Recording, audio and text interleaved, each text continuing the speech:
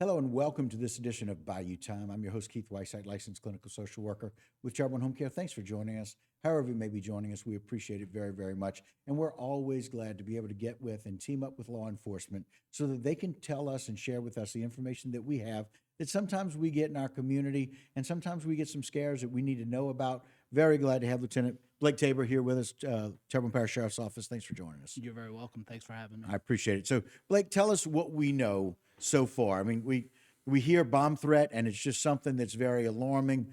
Very glad that you and your team have been able to respond quickly and give us an update about this. If you don't mind. So, most important information at this point is, everything has been rendered safe. The scene is secure, the scene is safe. All of the students, staff, and faculty are safe. We do not feel at this point that there is any active threat that is taking place. And that's at H.L. Bourgeois High School. That is actually Houma Junior High. Houma Junior High. Okay, That's great. correct. Houma Again, Junior the High. information we got initially not accurate. So good. Absolutely, Houma Junior High. Okay. So initially, our agency learned of a phone call that was made to a local tip line where a person was making some threats of having explosive devices contained either within the school or within their person near the school. So of course, anytime we get those threats, we take that alarmingly seriously. Right. And so, of course, we responded in a hurried fashion. We had members of HPD that was there present along with us. So anytime you have this type of complaint, it's not this is ours and that's yours. It's all hands on deck, and, Sure. and we certainly make sure that the situation is resolved. And it's what y'all do together whenever Absolutely. there's the need. Go ahead. It's Sorry, working in concert with each other and getting the job done ultimately. So once we arrived, we of course did an interior search of that school. We did an exterior cursory search of that school and all surrounding areas. No explosive devices or suspicious persons were located at the scene. And of course, we do that search over several minutes, but that's done in extra time as well. Right. We go back over, 2 or 3 times to make sure we're searching everything correctly. So, of course, we did that in this particular instance, and we feel very confident that there was no actual threat. It was only the scare of a threat. Right. And now the other thing that happens is because you guys are so in touch with other agencies, and we found out that there's some other threats that have been made in other areas. Is that right? Sure, of course.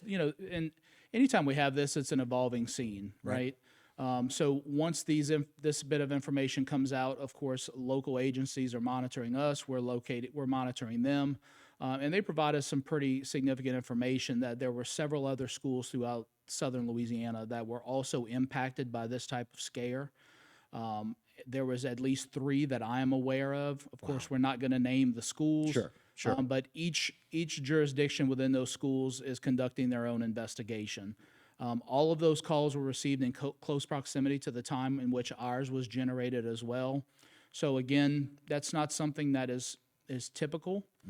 And when those things do happen, which they have happened in the past, we tend to look at that from an investigative situation as opposed to more of a scare. Gotcha.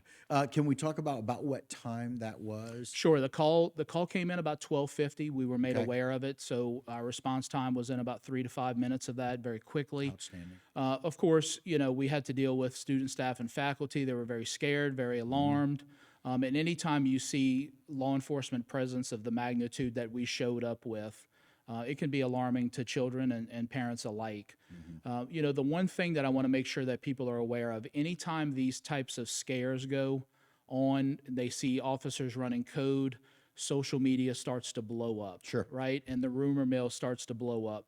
Luckily for us, we didn't get a big response to the school from parents or people that were just wanting to be onlookers, so that was good. Again, we want to remind people that we're going to give you the most up-to-date information that we can possibly give you.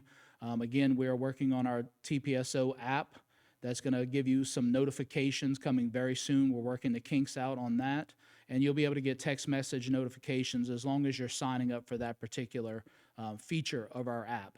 So, anytime that you have this type of scare or this type of situation, please go to the sheriff's office Facebook page. We're going to have something up there within a few moments to let you know exactly what's going on. Yeah, and again, just to recap, there was a bomb threat that was made or reached that came in, got called in, communicated at Houma Junior High School, approximately 12:50 today, and right now we need to let people know that everyone is safe. There's been Absolutely. no issue whatsoever. Nobody has been in harm's way at all, and y'all deem that threat to be just that, a scare and a Absolutely. threat, and not anything accurate. Yep. And then, where it culminates from there is now we're working with our public safety partners throughout southern Louisiana.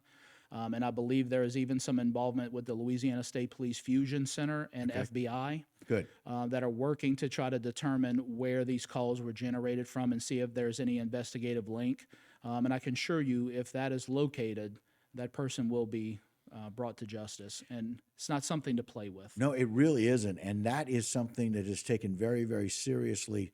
And action is swift on those kinds of events because it threatens the lives of so many people. And it's not something that's taken lightly. Absolutely. And it's not just the scare of the threat.